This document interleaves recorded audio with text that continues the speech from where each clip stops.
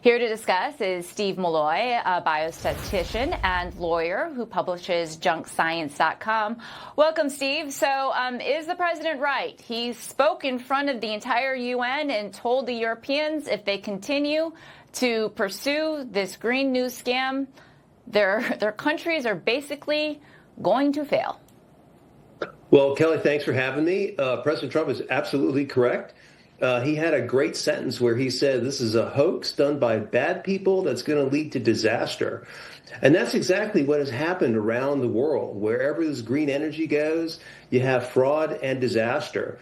The failure of the Google solar plant Ivanpah is only the latest example of that. That project never should have been built. It never worked. It was just a gas plant camouflaged as a solar farm.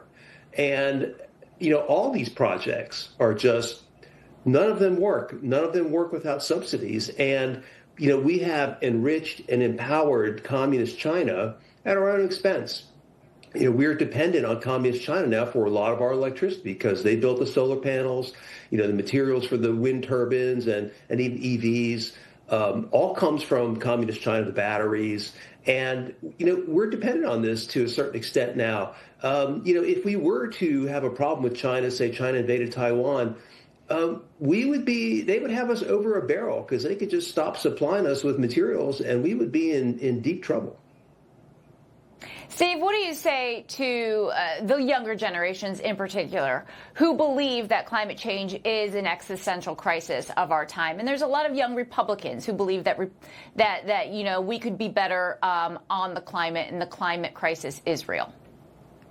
So I had a piece in the Washington Times, as you know, this week about this very issue. There are young people out there who starting with Al Gore in 2004, 2005, they've been brainwashed. Children have been brainwashed for the last 20 years in schools about climate, and they've come to believe it. They've never been exposed to another opinion. If you go to college, colleges, you know, teach the climate agenda, and you know, it's really hurting our standard of living. We're lucky that President Trump got the one big beautiful bill passed so we could whack back some of these subsidies. It's still a threat to our electricity grid. And you have all these young people who have been brainwashed into believing the climate hoax. And they think that, boy, if we just have wind turbines and solar panels, we're going to change the weather and everything is going to be fine. And of course, nothing could be further from the truth. There is no amount of wind turbines, no amount of solar power, no amount of nuclear power is going to change the weather or the climate. Because emissions are irrelevant. That whole emissions-driven climate change, global warming, is all hoax. And we need to get back to you know, regular fossil fuel baseload power because we want to reindustrialize.